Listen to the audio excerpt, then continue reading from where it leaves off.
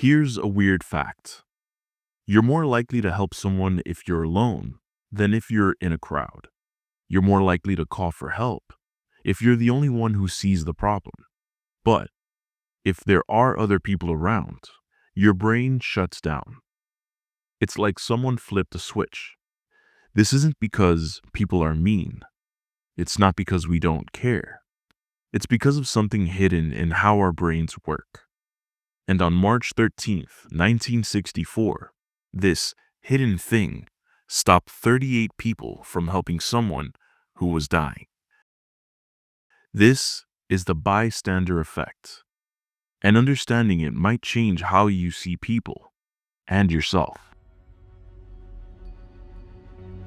On March 13th, 1964, a woman named Kitty Genovese was murdered outside her apartment building in Queens, New York. She was stabbed repeatedly over the course of 30 minutes. She screamed for help. She called out for her mother. She tried to crawl away from her attacker. And 38 people heard her. None of them called the police.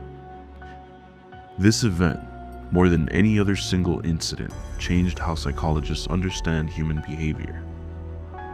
It sparked a question that still haunts us today. Why do we help when we're alone, but become passive when we're in a crowd? The answer reveals something uncomfortable about human nature. It shows us that we're not inherently selfish or cruel, but we're susceptible to a psychological phenomenon so powerful that it can override our basic instinct to help. This is the bystander effect. The version of this story you've probably heard is mostly wrong. For decades, the narrative was that 38 witnesses watched her murder and did nothing. That narrative became iconic, a symbol of urban apathy and the moral decline of society. But the real story is more complex, and in some ways, more tragic. Kitty Genovese was 28 years old. She was a bar manager, respected in her neighborhood. On that night in March, she was coming home from work around 3 a.m. when she was attacked in the parking lot of her apartment building. Her attacker, Winston Mosley, began stabbing her. She screamed. She fought back. She tried to run towards the building. Mosley chased her, continuing to stab her as she ran. She made it into the building, into the hallway of her apartment. Mosley followed.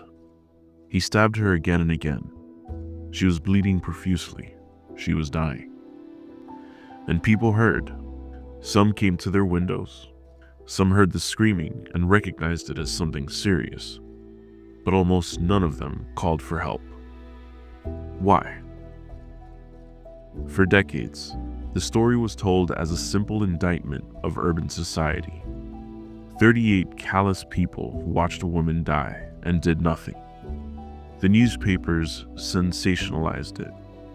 Psychologists cited it as proof that modern city life had destroyed human compassion. But in recent years, researchers have re-examined the case. The real number of people who directly witnessed the murder was much smaller, probably closer to a handful. Many people heard screaming, but didn't know what was happening. Some thought it was a domestic dispute and didn't want to get involved. Some called the police, but the calls came in late, after the initial attack. The myth of the 38 indifferent witnesses is mostly just that, a myth. But here's what's true. The police response was slow. The building's door system was confusing. There were barriers to helping that went beyond simple apathy. And yet, even with all this context, the case still illustrates something real about how people behave in emergencies. Some people did hear. Some people did know something serious was happening. And most of them didn't intervene. So why? The traditional answer, that people are callous and don't care about strangers, doesn't hold up. If you ask people whether they would help someone in danger, most say yes. If you put people in situations where they think they're alone and someone needs help, they usually help. But add some more people to the situation and something changes. The likelihood of any individual person helping goes down dramatically. This phenomenon is the bystander effect. And it's not about being evil or selfish. It's about psychology. It's always very distressing to watch situations like this where people are obviously suffering and no one's actually helping them. But what we have here is two conflicting rules. One is the rule that we ought to help, and the other is the rule that we ought to do what everybody else is doing. And here you have effectively a group of strangers who are exerting the pressure not to intervene, not to help. And it's very difficult to rebel. In the years after the Genovese murder, psychologists John Darley and Bib Latney conducted a series of experiments to understand why people don't help in emergencies. They created controlled situations where they could observe how people behaved when they thought someone was in distress. In one famous experiment, they told college students that they were participating in a group discussion about personal problems. The students were put in separate rooms and were told they could communicate through an intercom system. What they didn't know was that one of the other participants was actually a recording. During the discussion, the recorded voice simulated a person having a seizure. The person called out for help. They were clearly in distress. When a student was alone and heard this, they almost always went to get help. 85% of students who heard the seizure and thought they were the only ones who could help went to get the experimenter. But when students thought there were other people who could also hear the seizure, the number dropped dramatically. When they thought there were 4 other people listening, only 31% went to get help. Why? Darley and Latney identified several psychological mechanisms at work. The first is diffusion of responsibility. When you're alone, you're 100% responsible for helping. If you don't help, the consequences are on you. But when there are other people around, that responsibility is shared. You think, someone else will help. Someone else will call the police. Someone else will do something. The more people present, the more diffuse the responsibility becomes. Each person feels less personally responsible. The second mechanism is pluralistic ignorance. In an ambiguous situation, people look to others to figure out what's happening. If others seem calm, you might interpret the situation as not being serious. If no one else is reacting with alarm, you might think, well, maybe this isn't actually an emergency. Maybe I'm overreacting. This creates a vicious cycle.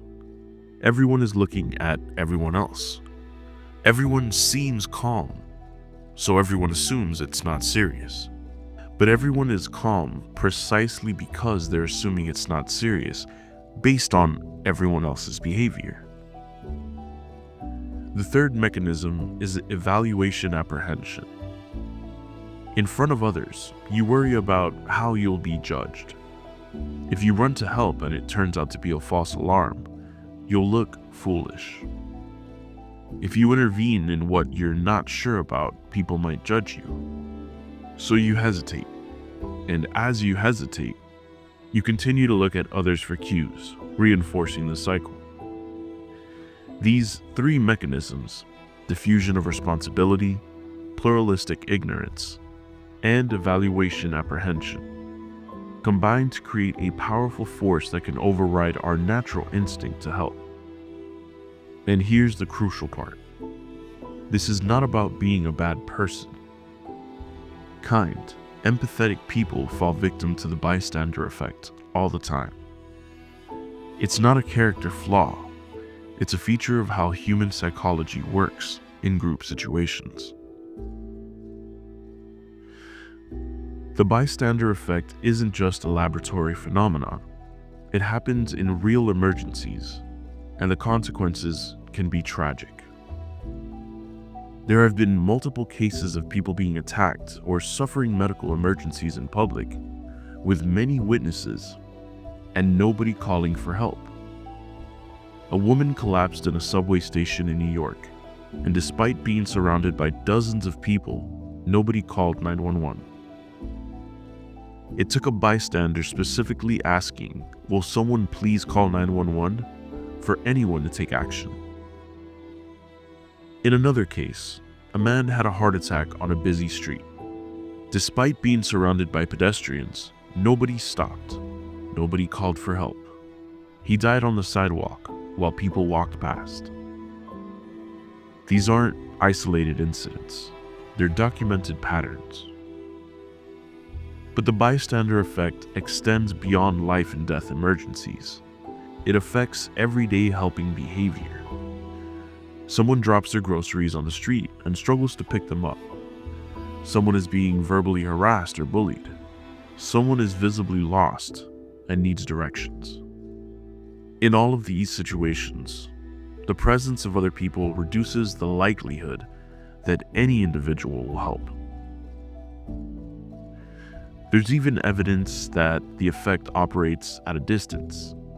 Studies have shown that people are less likely to help someone online if they think other people are also watching. If you see someone being harassed in a comment section, you're more likely to speak up if you think you're the only one who could see it than if you think hundreds of other people are watching. The bystander effect shapes our world in profound ways. It means that being part of a crowd doesn't make us safer. It can make us more vulnerable. It means that our moral instincts can be overridden by simple psychological mechanisms that we're often unaware of. And perhaps most importantly, it means that intervention, actual direct help from someone, often depends on someone recognizing what's happening and breaking the pattern. Someone who says, "I'm gonna help." Someone who doesn't wait for someone else to act first. The Kitty Genovese case haunts us because it feels like it's saying something damning about human nature. It feels like it's revealing that we're selfish, that we don't care about strangers, that urban society has made us cruel. But that's not what it reveals at all. What it reveals is that human behavior is more complicated than simple moral categories like good and evil. Good people, kind people, people who would genuinely help if they thought they were alone.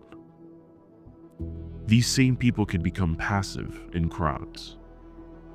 It reveals that our psychology has mechanisms that work well in some contexts and terribly in others. The diffusion of responsibility that makes group decisions possible also makes individuals less likely to act in emergencies. The tendency to look to others for cues, which is usually adaptive, can paralyze us in ambiguous situations. Understanding the bystander effect doesn't excuse inaction, but it does make clear that the solution isn't to shame people or assume they're bad. The solution is awareness and intervention. If you understand the bystander effect exists, you can recognize it, operating in yourself and others. You can choose to be the person who acts. You can choose to explicitly ask for help instead of assuming someone will help. You can break the pattern. And maybe, knowing this, you're a little bit more likely to be the one who actually helps.